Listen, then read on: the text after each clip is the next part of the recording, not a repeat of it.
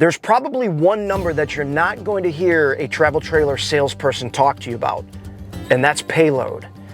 Now, we ended up going with a Ford F-150 3.5 EcoBoost. Now, if we look at the tow capacity for this particular truck, I believe it ranges anywhere between 11,000 and 13,000 pounds. Now, we weren't planning on purchasing a large travel trailer to where that would even come close. We were wanting to stick within anywhere between 5,000 to 7,000 pounds.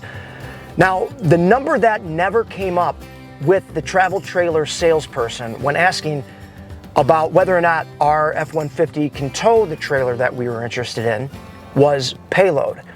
And when I brought that up and said, you know, payload is what we're really trying to work our numbers around in order to make sure that it was a good fit for the truck that we have, they came back and said, we never deal with payload. We always look at tow capacity, and your truck is more than capable of pulling this trailer.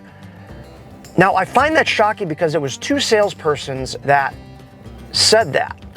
And to think, and one of them had nearly 30 years experience.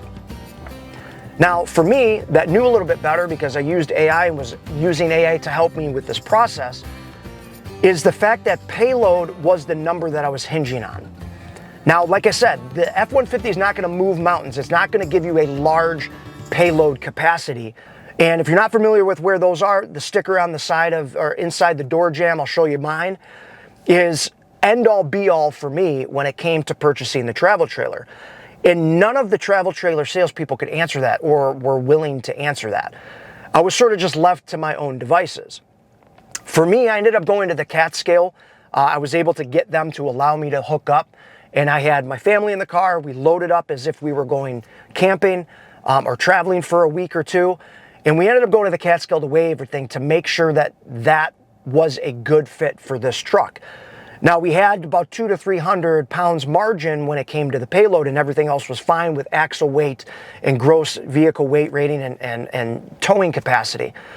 But it was shocking to me that a salesperson almost steered me away from worrying about payload. And that's one thing you need to be cautious about when you are looking to purchase a travel trailer and kind of working that around the truck that you have. Now, this is a starter truck for us. It's going to be a starter trailer for us. But I'm comfortable with the purchase that we made, that we have the margins that we need. Because when you go camping and you're out, you're going to be adding more weight. Now, you have to take into consideration tongue weight. You got to take into consideration your hitch weight. You got to take into consideration what you're going to have inside your truck, as well as the amount of weight and where it's placed in the trailer. And we may discuss that in another video. But the point of this video itself is you have to look at payload. Know what your payload is, and know what your payload, where payload falls when you're looking to purchase a tow vehicle.